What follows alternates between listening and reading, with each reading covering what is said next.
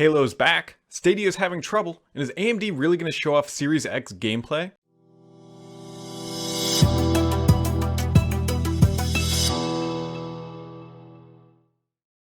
What's up everybody, Brad here back again, and this week has been chock full of, well, gaming news, and so we're going to dive through some of it here and talk about some of the speculation for what's going to be happening tomorrow.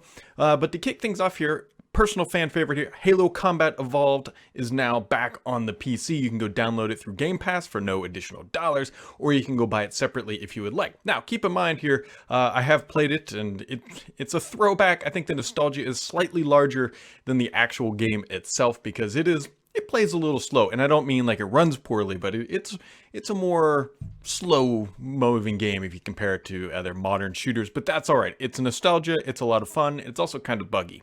I personally was using a controller because, hey, that's how I played it originally, and you can't save your settings, so if you don't like the controller layout that it gives you, good luck. At least in my version, I could not get it to save, which was a big problem because you can't use, effectively what you want to use is X to be able to pick up a weapon or get into a vehicle, and that button binding is not by default, so you can't pick up weapons or get into vehicles without using the E on your keyboard. So keep that in mind if you're planning to dive in. It is still fun. Getting into some of those classic maps does just bring back a wonderful feeling inside.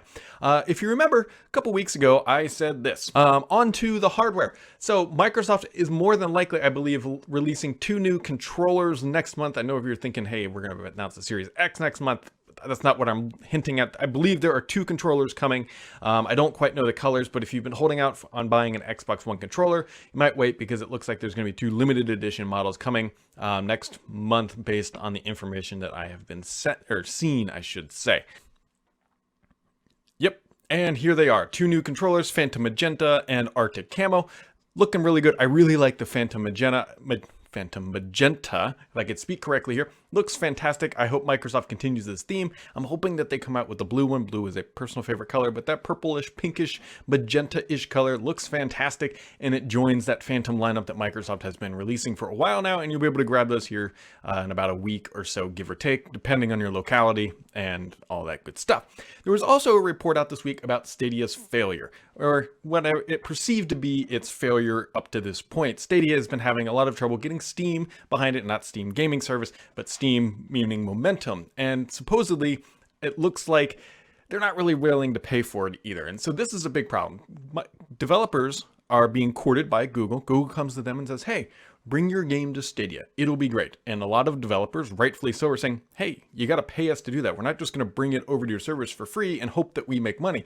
You're too small, you're too new, and you don't have a large enough player base. It's very common in the gaming industry, and we know this from exclusives specifically. Microsoft is literally buying studios to make this happen. And Google apparently is not willing to open up its checkbook to bring games to Stadia in a way that is sustainable for indie developers, right? When you're an indie developer, you are putting all your eggs usually into one basket or a couple, right? You're building a title, it's your first game. If that game flops, you're done. And so it's very lucrative when a company comes up to you and says, hey, if you only put your game on, let's say, Origin or whatever, pick your favorite service, we will give you X amount of dollars. That gives you a guaranteed revenue stream for your product. It means that you're going to have you have some flexibility then, because you now have cash flow coming in that you weren't sure is going to be happening. And that is very, very lucrative to indie developers. If Google says, hey, come and dedicate resources to build for Stadia, and they're not willing to pay up for that, it's not going to happen because, right, you have a chicken and egg problem. Microsoft's very familiar with this. That's why they bought studios. They had it in apps and other stuff with Windows and all that stuff. It is a chicken and egg problem for Google, and it doesn't seem like it's getting any better. Stadia is supposedly launching its free tier here in the near future, which Google is probably hoping is going to bring a lot of new eyeballs to its service, which then maybe developers would be more interested in building for Stadia, but I don't know. I don't know if people are going to jump into that free tier at all. It's still a weird business model if you buy your games in Stadia, and then if Stadia goes away, we don't really know what's happening yet. But yeah, it's not so great, but I still hope for the long term that it does take off because we're better off with more cloud streaming services. Options are always a good thing, but right now it doesn't seem to be going that well.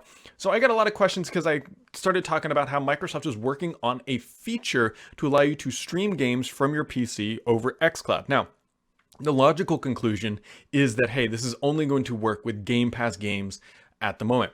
I'm still working on this. If anybody knows, I would love to know, but I don't quite know if it's going to let you stream games that are outside of xCloud or outside of Game Pass yet.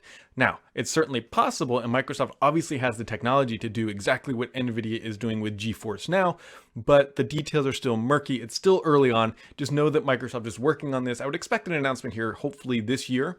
But it wouldn't surprise me if things get shuffled around quite a bit because there's a lot of moving parts. But the fact that Microsoft is already testing it, according to people familiar with the situation, it looks like things are moving at a faster rate than maybe I am anticipating. Also, a big rumor this week. Big rumor came from a random Reddit post. It says, hey, AMD has its Analyst Day tomorrow, and it's like a 6-hour long thing where they're going to talk about everything from their AMDs to their GPUs to everything they're working on to try to give analysts some insight into what is happening with the company and help, honestly, probably bolster up their stock price and give people more insight. Now, the big rumor is that AMD is going to be showing off Xbox Series X gameplay and features and that kind of stuff.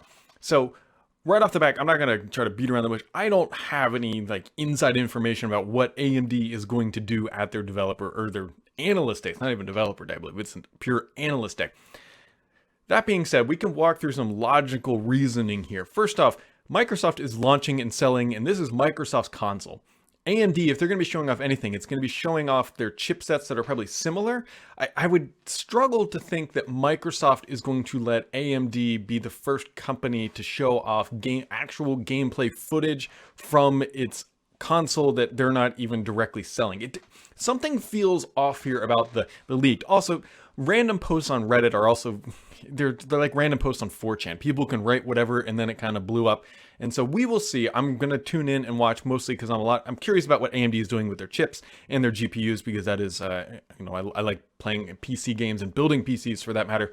But I'm not expecting some like massive deep dive into the Xbox Series X because it's not their thing to talk about, right? Microsoft's bankrolling this for the most part. This is Microsoft's thing. At the same time, why would they show off the Series X and not the PlayStation 5, right? Remember, they're also building the chips for the PlayStation 5. So it doesn't quite make sense. I don't know, unless Microsoft is really going at this at a very odd direction because the people that are going to be in there and watching this stuff are not gamers and not people who should be getting excited about this stuff. They're just more whatever. If anything, I think we would see a technical demonstration of what is possible using AMD hardware. But I'm not personally sold on the idea that they're going to come out, plump an Xbox Series X down on the table, turn on a controller, and then just start playing games on the console. That to me does not feel right, even though Microsoft is completely changing the game about how they are announcing the Xbox Series X performance specs and hardware and all that stuff. Letting AMD take the crown for showing off the first gameplay just doesn't feel right, even from Phil Spencer's playbook. So there's a bunch of the gaming news that has been coming out this week. Obviously, still digging around, seeing what's going on in the Xbox universe. Thanks for tuning in, guys. Catch all of you right back here next time.